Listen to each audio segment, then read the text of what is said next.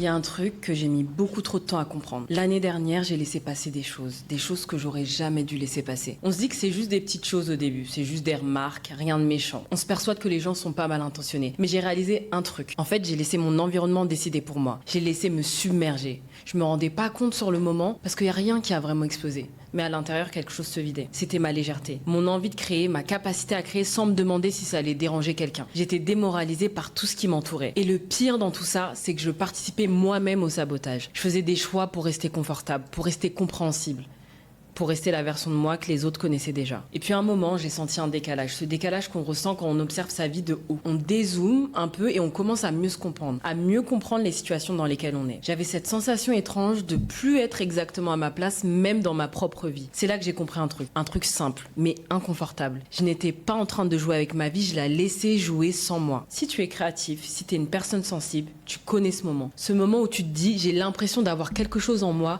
mais je n'arrive pas à y accéder. Tu regardes d'autres personnes créer, avancer, prendre leur place. Et tu te dis, moi, je pourrais jamais faire ça. Pas parce que t'as pas de talent, mais parce que ton environnement ne te renvoie pas l'image de ce que tu pourrais devenir. On parle souvent de discipline, de motivation, de mindset, mais on parle très peu de cette chose invisible qui conditionne tout. L'environnement dans lequel tu évolues, les gens autour de toi, les conversations que tu entends tous les jours, les attentes implicites, les non-dits. Et le problème, c'est que beaucoup d'entre nous essaient de grandir dans des endroits qui ont besoin qu'on reste petit. C'est pas forcément par méchanceté, mais par habitude, je pense. Et quand tu restes trop longtemps là-dedans, tu finis par croire que les limites sont réelles, alors qu'elles sont souvent contextuelles.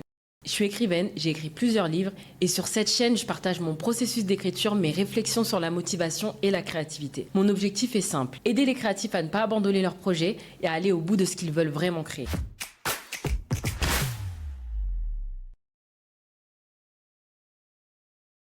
J'adore regarder l'histoire et faire des liens avec notre contexte actuel. Je trouve que ça pousse à réfléchir et ça peut nous aider à voir les choses sous un angle différent. Il y a une idée qui m'a beaucoup aidée à mettre des mots là-dessus sur le sentiment que je décrivais juste avant. Dans les grandes histoires, les mythes, les récits anciens, la religion même, la personne centrale ne change jamais avant de changer de lieu. Par exemple, il y a Moïse qui quitte le palais, Ulysse doit sortir d'Ithaque pour devenir Ulysse. C'est jamais vraiment confortable, mais c'est nécessaire. Pourquoi ? Parce que ce que tu portes en toi a besoin de certaines conditions pour s'activer. On est tous prédisposés à certaines capacités, à une forme de créativité, à une manière unique de voir le monde. Mais c'est l'environnement qui décide si ces capacités sont nourries, étouffée ou jamais découverte.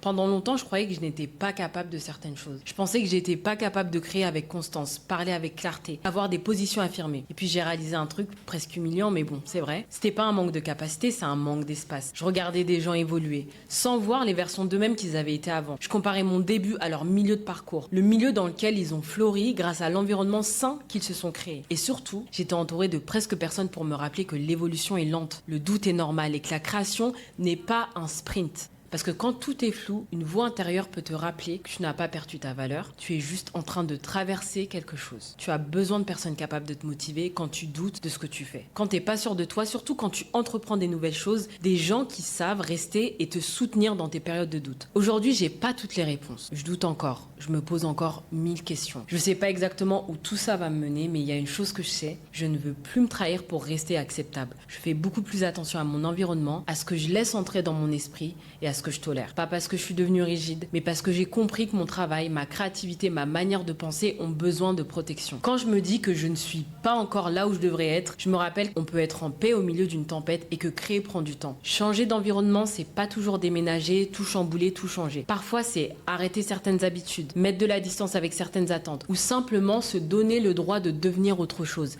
Si tu regardes cette vidéo et que tu te sens bloqué, peut-être que le problème, c'est pas toi. Peut-être que tu es juste dans un endroit qui ne sait pas quoi faire de ce que tu es en train de devenir. Cette année, je me le répète souvent, je vais pas rester assise à attendre que la saison change. Je vais agir différemment, même maladroitement. Je vais créer autrement, parler autrement, mettre mon cœur ailleurs. Et peut-être que toi aussi, tu es à ce moment précis où il ne s'agit plus d'apprendre une nouvelle leçon, mais simplement d'arrêter de nier ce que tu sais déjà au fond de toi.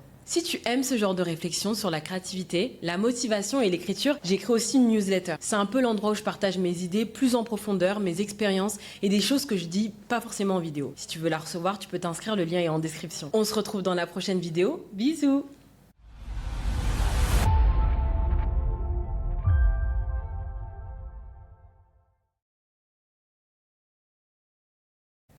Be around people that want you to win. Be around people that tell you the truth. Be around people that tell you, hey, don't do that. Don't be afraid to give real criticism.